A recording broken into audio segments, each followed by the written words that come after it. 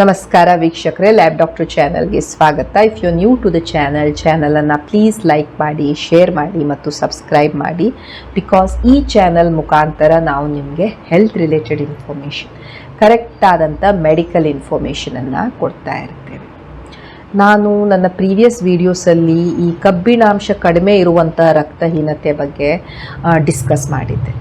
ಇವತ್ತಿನ ವಿಡಿಯೋದಲ್ಲಿ ನಾವು ಈ ಕಬ್ಬಿಣಾಂಶ ಕಡಿಮೆ ಇರುವಾಗ ನಾವು ಯಾವ ಥರದ ಆಹಾರವನ್ನು ತೆಗೆದುಕೊಳ್ಬೇಕು, what diet we should follow, what food we should eat, ಇದರ ಬಗ್ಗೆ ಸ್ವಲ್ಪ ಮಾಹಿತಿಯನ್ನು ಪಡೆದುಕೊಳ್ಳೋಣ.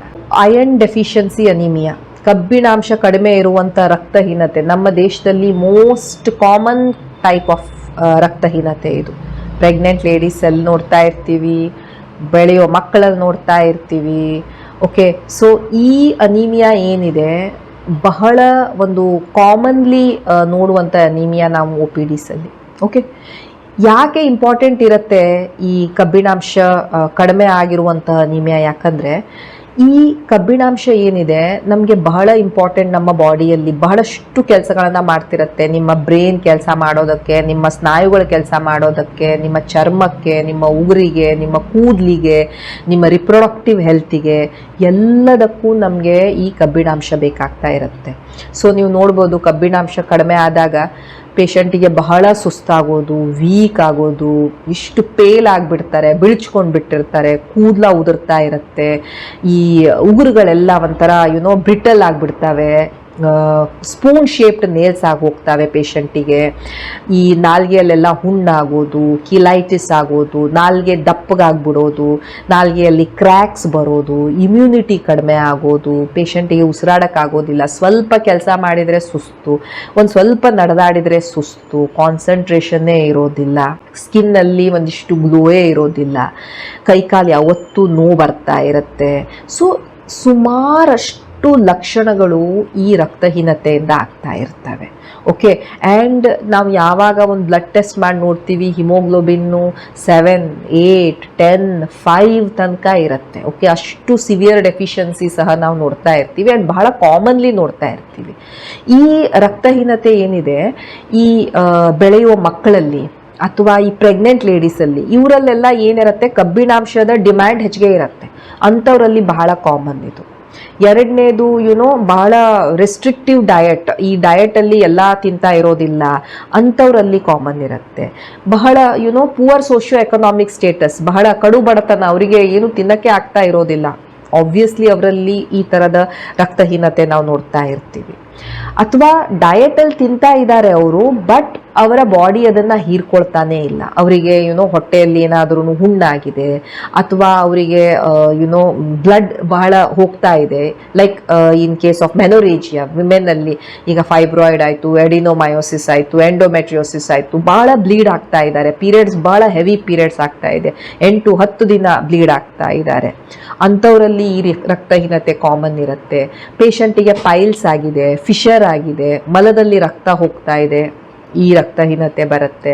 ಪೇಷಂಟಿಗೆ ಯೂರಿನಲ್ಲಿ ಬ್ಲಡ್ ಹೋಗ್ತಾ ಇದೆ, iron deficiency anaemia will be there. ಪೇಷಂಟಿಗೆ ಗ್ಯಾಸ್ಟ್ರಿಕ್ ಅಲ್ಸರ್ ಆಗಿದೆ, ಹೊಟ್ಟೆಯಲ್ಲಿ ಹುಣ್ಣುಗಳಾಗಿದ್ದಾವೆ, ಸ್ಮಾಲ್ ಬ್ಲೀಡ್ ಆಗ್ತಾ ಇರ್ತವೆ, ಅಂಥವರಲ್ಲಿ ನಾವು ಈ ರಕ್ತಹೀನತೆಯನ್ನು ನೋಡ್ತಾ ಇರ್ತೇವೆ.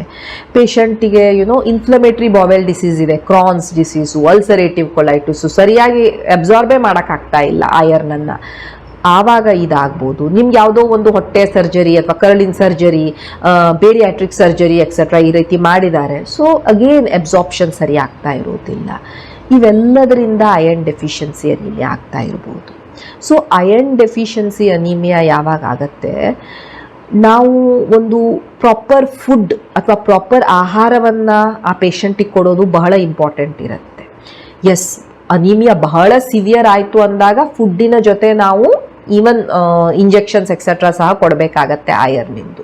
ಸೊ ಈ ಅನೀಮಿಯಾ ಏನಿರುತ್ತೆ, ರಕ್ತಹೀನತೆ ಏನಿರುತ್ತೆ, ಇದನ್ನು ನಾವು ಮೈಲ್ಡ್, ಮಾಡ್ರೇಟ್, ಸಿವಿಯರ್ ಅಂತ ಕ್ಲಾಸಿಫೈ ಮಾಡ್ತಿರ್ತೀವಿ. ಮೈಲ್ಡ್ ಅಂತ ಹೇಳಿದರೆ ಈಗ ನಾರ್ಮಲಿ ಗಂಡಸರಲ್ಲಿ 13ರಿಂದ ಅರೌಂಡ್ 17.5 ತನಕ ಇರಬೇಕು ಹಿಮೋಗ್ಲೋಬಿನ್. ಈಗ ಗಂಡಸಲ್ಲಿ ಹಿಮೋಗ್ಲೋಬಿನ್ನು ಒಂದು 11ರಿಂದ 12 ತನಕ ಇದೆ ಅಂದರೆ ಅದು ಮೈಲ್ಡ್. ಸಪೋಸ್ ಅದೇ ಗಂಡಸಲ್ಲಿ ಹಿಮೋಗ್ಲೋಬಿನ್ನು 7 ಇದೆ, 6 ಇದೆ, ಅದು ಸಿವಿಯರ್ ಅನೀಮಿಯಾ ಅಂತ.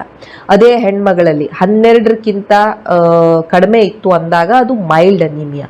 ಅದೇ ಹಿಮೋಗ್ಲೋಬಿನ್ ಏನಾದರೂ 4, 5, 6 ಅಂದರೆ ಸಿವಿಯರ್ ಅನಿಮಿಯಾ. ಸೊ ಎಲ್ಲ ಟೈಪ್ ಆಫ್ ಅನಿಮಿಯಾ ಅಂದರೆ ಎಲ್ಲ ಸಿವಿಯಾರಿಟಿ ಆಫ್ ಅನಿಮಿಯಾದಲ್ಲಿ ನಾವು ಫುಡ್ಡನ್ನಂತೂ ಪೇಷಂಟಿಗೆ ಹೇಳಲೇಬೇಕು. ಡಯಟ್ ಅಂತೂ ಇದ್ದೇ ಇರುತ್ತೆ.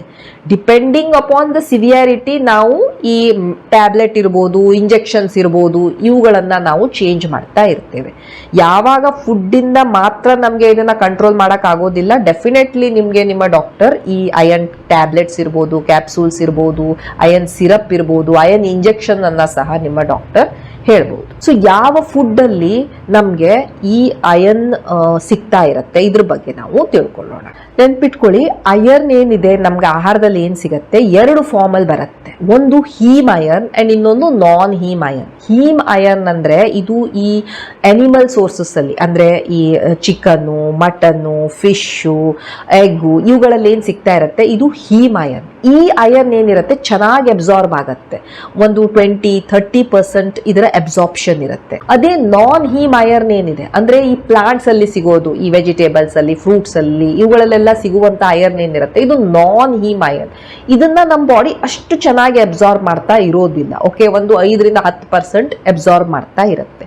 So usually animal sources are better, but still ನಾವು ಪ್ಲಾಂಟ್ ಸೋರ್ಸಸ್ ಅನ್ನು ಸಹ ಇನ್ಕ್ಲೂಡ್ ಮಾಡ್ತಾ ಇರ್ತೇವೆ. ಈಗ ವೆಜಿಟೇರಿಯನ್ಸ್ ಎಕ್ಸೆಟ್ರಾ, ವೀಗನ್ಸ್ ಎಕ್ಸೆಟ್ರಾ, ನಾವು ಇವರಿಗೆ ಈ ಹಣ್ಣು, ಹಂಪ್ಲ, ತಪ್ಪಲ್ ಪಲ್ಲೆ ಇವುಗಳನ್ನ ಸಹ ನಾವು ಅವ್ರಿಗೆ ಹೇಳ್ತಾ ಇರ್ತೇವೆ. ಸೊ ಒಂದು ಸಮತೋಲಿತ ಆಹಾರ ಏನಿರುತ್ತೆ ಬರೀ ನಿಮ್ಗೆ ಕಬ್ಬಿಣಾಂಶ ಮಾತ್ರ ಅಲ್ಲ, ನಿಮ್ಮ ಬಾಡಿಯಲ್ಲಿ ಇರುವಂತಹ ಈ vitamin deficiency, mineral deficiency, trace elements deficiency ಎಲ್ಲವನ್ನೂ ಅದು ನಿಮಗೆ ಕೊಡ್ತಾ ಇರುತ್ತೆ. ಸೊ ನಿಮ್ಮ ತಟ್ಟೆಯಲ್ಲಿ ಕಾರ್ಬೋಹೈಡ್ರೇಟ್ಸು ಅಂದ್ರೆ ಈ ಅನ್ನ, ಚಪಾತಿ, ರೊಟ್ಟಿ, ಈ ರೀತಿ ಕಾರ್ಬೋಹೈಡ್ರೇಟ್ಸು, ಪ್ರೋಟೀನ್ಸು, ಅದು ದವಸ ಧಾನ್ಯಗಳಿರ್ಬೋದು, ಚಿಕನ್ ಇರ್ಬೋದು, ಫಿಶ್ ಇರ್ಬೋದು, ಪ್ರೋಟೀನ್ಸು, ಅಂಡ್ ಗುಡ್ ಫ್ಯಾಟ್ಸ್ ಇರ್ಬೋದು, ಲೈಕ್ ಅದು ಮೊಸರು ಇರ್ಬೋದು, ಘೀ ಇರ್ಬೋದು, ವೆಜಿಟೇಬಲ್ಸು, ಫ್ರೂಟ್ಸು, ಇವೆಲ್ಲ ಬಹಳ ಇಂಪಾರ್ಟೆಂಟ್ ಇರ್ತವೆ ಈ ತರದ ಈ ಕೊರತೆಗಳನ್ನ ಅವು ಕಡಿಮೆ ಮಾಡ್ಲಿಕ್ಕೆ. ಕಬ್ಬಿಣಾಂಶ ಹೆಚ್ಚಿಗೆ ಇರುವಂತಹ ಅನಿಮಲ್ ಸೋರ್ಸಸ್ ಅನ್ನ ನಾವು ನೋಡ್ತಾ ಇದ್ರೆ ಈ ಚಿಕನ್ ಇರ್ಬೋದು, ಅಥವಾ ಕೆಂಪು ಮಾಂಸ ಇರ್ಬೋದು, ಅಥವಾ ಈ ಶ್ರಿಂಪ್ಸ್ ಇರ್ಬೋದು, ಅಥವಾ ಫಿಶ್ ಇರ್ಬೋದು, ಈ ಲಿವರ್, ಕಲೀಜ ಇವೆಲ್ಲ ಇರ್ಬೋದು, ಎಗ್ಸ್ ಇರ್ಬೋದು, ಇವೆಲ್ಲ ಈ ಕಬ್ಬಿಣಾಂಶ ಇರುವಂತಹ ಪ್ರಾಡಕ್ಟ್ಸ್. ಇವುಗಳಲ್ಲಿ ಇರುವಂತಹ ಕಬ್ಬಿಣವನ್ನ ನಮ್ಮ ಬಾಡಿ ಚೆನ್ನಾಗಿ ಹೀರ್ಕೊಳ್ತಾ ಇರುತ್ತೆ. ಬರೀ ಕಬ್ಬಿಣಾಂಶ ಮಾತ್ರ ಅಲ್ಲ, ಇವುಗಳಲ್ಲಿ ಹೈ ಕ್ವಾಲಿಟಿ ಪ್ರೋಟೀನ್ ಇರುತ್ತೆ, ವಿಟಮಿನ್ B12 ಇರುತ್ತೆ, ಜಿಂಕ್ ಇರುತ್ತೆ. ನೆನ್ಪಿಟ್ಕೊಳ್ಳಿ, ಜಸ್ಟ್ ಬಿಕಾಸ್ ಇದು ಕಬ್ಬಿಣಾಂಶ ಚೆನ್ನಾಗಿದೆ ಇದರಲ್ಲಿ ಅಂತ ಹೇಳ್ಕೊಂಡು ನಾವು ಹೆಚ್ಚಿಗೆ ಈ ಕೆಂಪು ಮಾಂಸ ಎಕ್ಸೆಟ್ರಾ ತಿನ್ನಕ್ ಆಗ್ತಾ ಇರೋದಿಲ್ಲ. ನೀವು ಇದರ ಕ್ವಾಂಟಿಟಿ ಎಷ್ಟು ತಿಂತಾ ಇದ್ದೀರಾ ಅದನ್ನ ನೀವು ಲಿಮಿಟ್ ಮಾಡ್ಬೇಕಾಗತ್ತೆ. ಯಾಕಂದ್ರೆ ಒಂದು ಲಿಮಿಟ್ ಗಿಂತ ಹೆಚ್ಚಿಗೆ ನೀವು ತಿಂತೀರಿ ಅಂದಾಗ ನಿಮ್ಗೆ ಬೇರೆ other problems, high cholesterol, triglyceride ಇವೆಲ್ಲ ಬರುವಂತ ಸಾಧ್ಯತೆ ಇದೆ. ಸೊ ಆದ್ರಿಂದ ಮಿತವಾಗಿ ಇನ್ ಮಾಡರೇಷನ್ ನೀವು ತಿನ್ಬೇಕಾಗತ್ತೆ. ವೀಕ್ಲಿ ಒನ್ಸ್ ಅಥವಾ ವೀಕ್ಲಿ ಟ್ವೈಸ್ ಮ್ಯಾಕ್ಸಿಮಮ್ ನೀವು ಇವುಗಳನ್ನ ತಿನ್ಬಹುದು. ಬಟ್ ಯಾವಾಗ ತಿಂತೀರಾ ಅದರಲ್ಲೂ ನಿಮ್ಮ ಕ್ವಾಂಟಿಟಿಯನ್ನ ನೀವು ನೋಡ್ಬೇಕು. ಸೀ ಫುಡ್ ಅಲ್ಲಿ ಈ ರೀತಿ ಶ್ರಿಂಪ್ಸ್ ಇರ್ಬೋದು, ಅಥವಾ ಈ ಕ್ಲಾಮ್ಸ್ ಇರ್ಬೋದು, ಆಯಿಸ್ಟರ್ಸ್ ಇರ್ಬೋದು, ಫಿಶ್ ಇರ್ಬೋದು, ಇವೆಲ್ಲದರಲ್ಲೂ ಕಬ್ಬಿಣಾಂಶ ಇರುತ್ತೆ. ಕಬ್ಬಿಣಾಂಶದ ಜೊತೆ ವಿಟಮಿನ್ B12 ಇರುತ್ತೆ, ಕಾಪರ್ ಇರುತ್ತೆ, ಸೆಲೀನಿಯಂ ಇರುತ್ತೆ. ಸೊ ಇವುಗಳನ್ನ ಸಹ ನೀವು ನಿಮ್ಮ ಈ ಆಹಾರದಲ್ಲಿ ಅಳವಡಿಸ್ಕೊಳ್ಬಹುದು. ಅದು ಸೂಪ್ ಇರ್ಬೋದು, ಅಥವಾ ಸ್ಟರ್ ಫ್ರೈ ಇರ್ಬೋದು ವೆಜಿಟೇಬಲ್ಸ್ ಜೊತೆ. ಈಗ ಪ್ಲಾಂಟ್ ಸೋರ್ಸಸ್ ಅಲ್ಲಿ ನಾವು ನೋಡಕ್ ಹೋದ್ರೆ ಇದು ಅಷ್ಟು ಚೆನ್ನಾಗಿ ಅಬ್ಸಾರ್ಬ್ ಆಗೋದಿಲ್ಲ. ಸೋರ್ಸಸ್ ಅಲ್ಲಿ ಯಾವುದು ಒಳ್ಳೆಯ ಸೋರ್ಸ್ ಅಂತ ಹೇಳಿದ್ರೆ ಪಾಲಕ್ ಇರ್ಬೋದು, ಅಥವಾ ದವಸ ಧಾನ್ಯಗಳಿರ್ಬೋದು, ರಾಜ್ಮಾ ಇರ್ಬೋದು, ಈ ಗೆಣಸು ಇರ್ಬೋದು, ಪೊಟ್ಯಾಟೋಸ್ ಇರ್ಬೋದು, ಸೋಯಾ ಬೀನ್ಸ್ ಇರ್ಬೋದು, ಅಥವಾ ಈ ಆಲ್ಮಂಡ್ಸ್ ಇರ್ಬೋದು, ಪಂಪ್ಕಿನ್ ಸೀಡ್ಸ್, ಈ ಕುಂಬಳಕಾಯಿಯ ಬೀಜ ಇರ್ಬೋದು, ಈ ಕಡ್ಲೆಗಳು ಇರ್ಬೋದು, ಅಥವಾ ಫಿಗ್ಸ್ ಇರಬಹುದು, ಈ ಅಂಜೀರ, ಇವೆಲ್ಲವೂ ಈ ಕಬ್ಬಿಣಾಂಶವನ್ನ ಹೆಚ್ಚಿಗೆ ಮಾಡ್ತಾ ಇರ್ತವೆ. ಸೊ ಪಾಲಕ್ ಏನಿದೆ ಇದು ಮೋಸ್ಟ್ ಕಾಮನ್ಲಿ ಯೂಸ್ ಆಗುವಂತಹ ಒಂದು ವೆಜಿಟೇಬಲ್ ಈ ಕಬ್ಬಿಣಾಂಶವನ್ನ ಹೆಚ್ಚಿಗೆ ಮಾಡಕ್ಕೆ. ಬರೀ ಇದರಲ್ಲಿ ಕಬ್ಬಿಣಾಂಶ ಮಾತ್ರ ಮಾತ್ರ ಅಲ್ಲ, ವೈಟಮಿನ್ ಎ ಇರುತ್ತೆ, ವೈಟಮಿನ್ ಸಿ ಇರುತ್ತೆ, ಫೋಲೇಟ್ ಇರುತ್ತೆ. ಸೊ ಇವುಗಳನ್ನ ನೀವು ನಿಮ್ಮ ಆಹಾರದಲ್ಲಿ ಅಳವಡಿಸ್ಕೊಳ್ಳಿ. ಅಂಡ್ ಇದು ಸೂಪ್ ಇರ್ಬೋದು ಅಥವಾ ಸಾರ್ ಇರ್ಬೋದು, ಪಾಲಕ್ ಪನೀರ್ಸ್ ಇರ್ಬೋದು, ದಾಲ್ ಇರ್ಬೋದು, ಸ್ಮೂದಿ ಇರ್ಬೋದು, ಇವೆಲ್ಲದರಲ್ಲೂ ನೀವು ಈ ಪಾಲಕ್ ಅನ್ನ ಯೂಸ್ ಮಾಡಬಹುದು. ಬೀಟ್ರೂಟ್ ಸಹ one of the rich source of iron. Okay, so beetroot ಅನ್ನ ನೀವು ಸ್ಯಾಲಡ್ ಅಲ್ಲಿ ಯೂಸ್ ಮಾಡಬಹುದು, ಪಲ್ಯದಲ್ಲಿ ಯೂಸ್ ಮಾಡಬಹುದು, ಜ್ಯೂಸ್ ಯೂಸ್ ಮಾಡ್ತಾರೆ. ಆಪಲ್, ಬೀಟ್ರೂಟ್, ಕ್ಯಾರೆಟ್ ಎಲ್ಲ ಹಾಕೊಂಡು ಈ ತರ ಜ್ಯೂಸ್ ಮಾಡ್ಕೊಂಡು ಕುಡಿತಿರ್ತಾರೆ. ಸೊ ಆ ರೀತಿ ನೀವು ಯೂಸ್ ಮಾಡಬಹುದು. ಅಥವಾ ಈ ಹರವೆ ಸೊಪ್ಪು ಏನಿರುತ್ತೆ, that is also a good source of iron. ಇದನ್ನು ಸಹ ನೀವು ಐದರ್ ಪಲ್ಯ ಮಾಡ್ಕೊಂಡು ತಿನ್ಬಹುದು, ಸಾರಲ್ಲಿ ತಿನ್ಬಹುದು. ಅಳವೆ ಬೀಜ ಏನಿರುತ್ತೆ ಇದು ಒಂದು ಬಹಳ good source of iron. So ಇದನ್ನ ನೀವು ರಾತ್ರಿ ಒಂದು ಸ್ಪೂನ್ ಒಂದು ಗ್ಲಾಸ್ ನೀರಿನಲ್ಲಿ ನೆನೆಸಿಟ್ಕೊಂಡು ನೆಕ್ಸ್ಟ್ ಡೇ ಮಾರ್ನಿಂಗ್ ಆ ಗ್ಲಾಸಿಗೆ ನೀವು ಒಂದು ಲಿಂಬೆ ಹಣ್ಣನ್ನು ಹಿಂಡ್ಕೊಂಡು ಆ ಗ್ಲಾಸ್ ಫುಲ್ ಆಫ್ ನೀರು, ಅಳವೆ ಬೀಜ ಮತ್ತೆ ಈ ಲೆಮನ್ ಏನು ಹಿಂಡಿದಿರ ಅದನ್ನ ಕುಡಿದ್ರೆ ವೈಟಮಿನ್ ಸಿ ಈ ಲಿಂಬೆ ಹಣ್ಣಲ್ಲಿರುತ್ತೆ. ಸೊ ಅದೇನಾಗತ್ತೆ, ನಿಮ್ಮ ಐರನ್ ಅಬ್ಸಾರ್ಪ್ಷನ್ ಅನ್ನ ಹೆಚ್ಚಿಗೆ ಮಾಡ್ತಾ ಇರುತ್ತೆ. ಅಂಡ್ ಅದ್ರ ಜೊತೆ ದಿಸ್ ಅಳವೆ ಬೀಜ is rich source of iron. So ನಿಮ್ಮ ಐರನ್ ಸ್ಟೋರ್ಸ್ ಹೆಚ್ಚಿಗೆ ಆಗ್ತಾ ಇರುತ್ತೆ.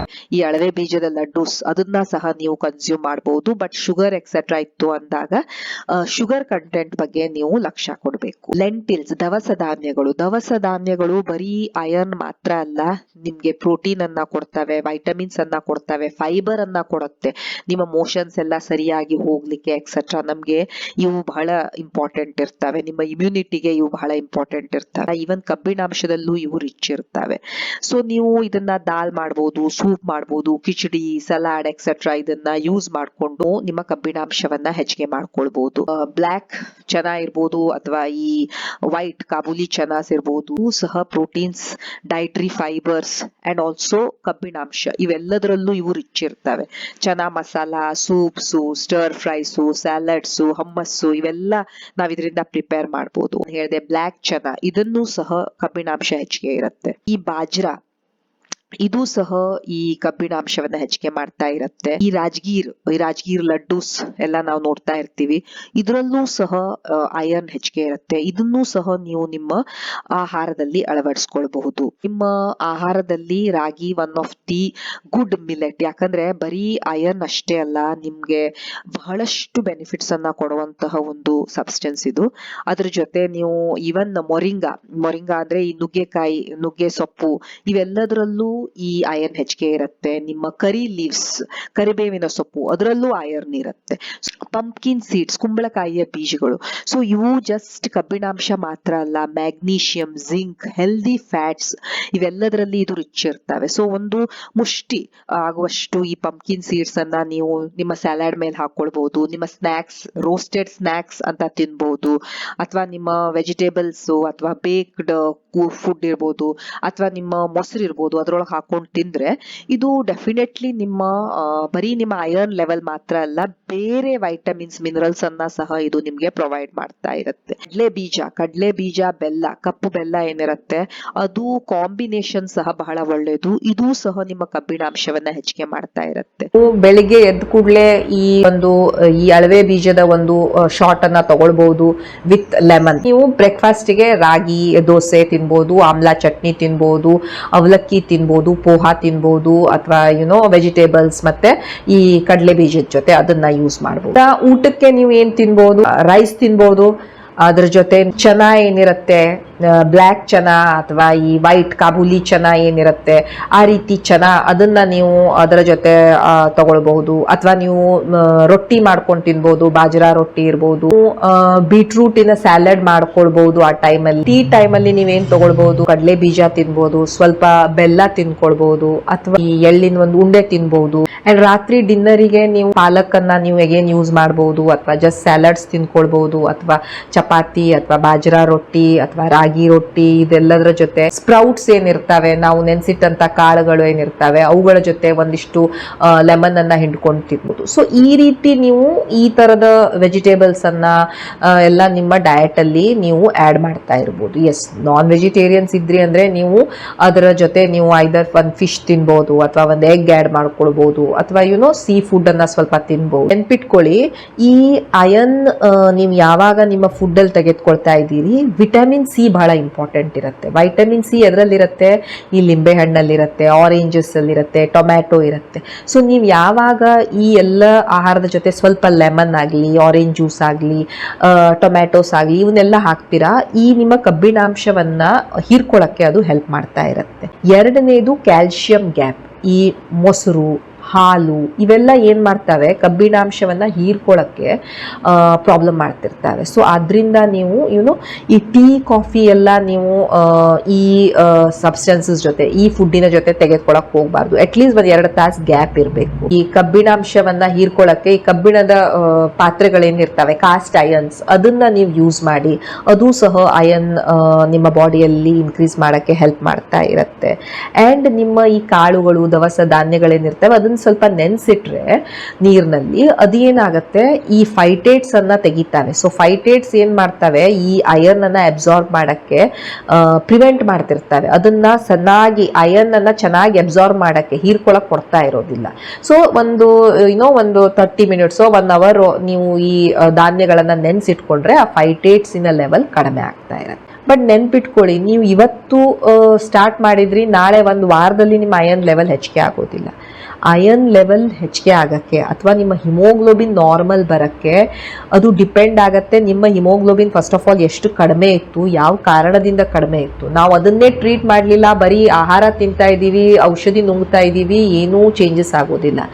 ಯಾವ ಕಾರಣದಿಂದ ನಿಮಗೆ ಹಿಮೋಗ್ಲೋಬಿನ್ ಕಡಿಮೆ ಆಗ್ತಾ ಇದೆ, ನಾವು ಅದನ್ನು ಟ್ರೀಟ್ ಮಾಡಬೇಕು. ನಿಮಗೆ ಬಹಳ ಬ್ಲೀಡಿಂಗ್ ಆಗ್ತಾ ಇದೆ ಅಂದಾಗ ನಾವು ನಿಮ್ಮ ಬ್ಲೀಡಿಂಗ್ ಆಗೋ ಕಾರಣವನ್ನು ನಿಲ್ಲಿಸಬೇಕು. ನಿಮಗೆ ಫೈಬ್ರಾಯ್ಡ್ ಇದೆ ಅಂದರೆ ಅದಕ್ಕೆ ಟ್ರೀಟ್ಮೆಂಟ್ ಕೊಡಬೇಕು, ಅಥವಾ ಗರ್ಭಕೋಶದಲ್ಲಿ ಬೇರೆ ಪ್ರಾಬ್ಲಮ್ ಇದೆ ಅಂದರೆ ಅದಕ್ಕೆ ಟ್ರೀಟ್ಮೆಂಟ್ ಕೊಡಬೇಕು. ಅದ್ರ ಟ್ರೀಟ್ಮೆಂಟ್ ಕೊಟ್ಟು ಅದ್ರ ಜೊತೆ ಈ ಆಹಾರ ಆಗಲಿ ಔಷಧಿ ಆಗಲಿ ತಗೊಳ್ಳೋದು, ಅದು ಹಾಗೆ ಇದೆ, ಇದನ್ನೇ ತಿಂತಾ ಇದ್ದೀವಿ, ಅದೇನು ಚೇಂಜಸ್ ಅನ್ನ ಮಾಡೋದಿಲ್ಲ. ಒಂದನೇದು. ಸೊ ಕಾರಣವನ್ನ ಟ್ರೀಟ್ ಮಾಡೋದು ಬಹಳ ಇಂಪಾರ್ಟೆಂಟ್. ಎರಡನೇದು, ಈ ಹಿಮೋಗ್ಲೋಬಿನ್ ರೈಸ್ ಆಗಕ್ಕೂ ಟೈಮ್ ತಗೊಳುತ್ತೆ. ಮಿನಿಮಮ್ ನಿಮ್ಮ ಹಿಮೋಗ್ಲೋಬಿನ್ ರೈಸ್ ಆಗಕ್ಕೆ 1-2 ತಿಂಗಳಾದರೂ ಬೇಕು. Okay, so minimum 2 months haemoglobin rise ಆಗಕ್ಕೆ ಬೇಕು. ಆ್ಯಂಡ್ ಅದನ್ನ ಮೇಂಟೈನ್ ಸಹ ನೀವು ಮಾಡಬೇಕಾಗತ್ತೆ. ರೈಸ್ ಆಯ್ತು ಹಿಮೋಗ್ಲೋಬಿನ್ ಬಂತು ಅಂತ ನೀವು ಬಿಟ್ಟರೆ ಮತ್ತೆ ಕಡಿಮೆ ಆಗತ್ತೆ. ಸೊ ಅದನ್ನ ಮೇಂಟೈನ್ ಸಹ ಮಾಡ್ಕೊಳ್ತಾ ಇರಬೇಕಾಗತ್ತೆ. ಸೊ ನೀವು ಇದೇನು ಆಹಾರ ಇದೆ ಇದನ್ನ ನೀವು ರೆಗ್ಯುಲರ್ಲಿ ಈ ರೀತಿ ಆಹಾರದಲ್ಲಿ ಚೇಂಜಸ್ ಅನ್ನ ಮಾಡ್ಕೊಳ್ತಾ ಇರಬೇಕಾಗತ್ತೆ. ಸೊ ದ್ಯಾಟ್ ನಿಮ್ಮ ಹಿಮೋಗ್ಲೋಬಿನ್ ಒಂದು ಕಾನ್ಸ್ಟೆಂಟ್ ಲೆವೆಲಲ್ಲಿ ಇರುತ್ತೆ. ಕೆಲವೊಬ್ಬರಲ್ಲಂತೂ ನಾವು ಆಹಾರದ ಜೊತೆ ಸಪ್ಲಿಮೆಂಟೇಷನ್ ಅನ್ನ ಕೊಡ್ತೀವಿ. ಯಾರಲ್ಲಿ? ಪ್ರೆಗ್ನೆಂಟ್ ಲೇಡೀಸಲ್ಲಿ. ಎಷ್ಟೇ ಚೆನ್ನಾಗಿ ಆಹಾರ ತಗೊಂಡ್ರು ಅವರ ಹಿಮೋಗ್ಲೋಬಿನ್ ಕಡಿಮೆನೇ ಇರುತ್ತೆ, ಅಯನ್ನಿನ ಡಿಮ್ಯಾಂಡ್ ಹೆಚ್ಚಿಗೆನೇ ಇರುತ್ತೆ. ಸೊ ನಾವು ಈ ಗರ್ಭಿಣಿ ಮಹಿಳೆಯರಲ್ಲಿ ಅಯನ್ ಸಪ್ಲಿಮೆಂಟ್ಸ್, ಅಯನ್ ಔಷಧಿಗಳನ್ನ, ಈ ಅಯನ್ನಿನ ಕಬ್ಬಿಣದ ಮಾತ್ರೆಗಳನ್ನ ಕೊಡ್ತಾನೆ ಇರ್ತೀವಿ. ಎರಡನೇದು, ಯಾರಿಗೆ ಈ ರೀತಿ ಹೊಟ್ಟೆ ಆಪರೇಷನ್ ಆಗಿದೆ, ಕ್ರಾನ್ಸ್ ಡಿಸೀಸು, ಅಲ್ಸರೇಟಿವ್ ಡಿಸೀಸಸ್, ಅಂಥವರಲ್ಲೂ ನಾವು ಈ ರೀತಿ ಔಷಧಿಯನ್ನ ಕೊಡಲೇಬೇಕಾಗತ್ತೆ. ಇಂಥ ಕೆಲವೊಂದು ಕಂಡೀಷನ್ಸ್ ಅಲ್ಲಿ ನಿಮಗೆ ಈ ಆಹಾರದ ಜೊತೆ ನಾವು ಸಪ್ಲಿಮೆಂಟೇಷನ್ ಅನ್ನ, ಮೆಡಿಸಿನ್ಸ್ ಅನ್ನ, ಟ್ಯಾಬ್ಲೆಟ್ಸ್ ಅನ್ನ ಸಹ ಕೊಡಬೇಕಾಗತ್ತೆ. So that was all about the food ಅಥವಾ ಡಯಟ್ ಯಾವ್ದು ನಾವು ತಗೊಳ್ಬೇಕು ಈ ಕಬ್ಬಿಣಾಂಶ ಕಡಿಮೆ ಇರುವಂತ ರಕ್ತಹೀನತೆಯಲ್ಲಿ. Okay, thank you so much for watching the video. Please like, share and subscribe the channel. Thank you.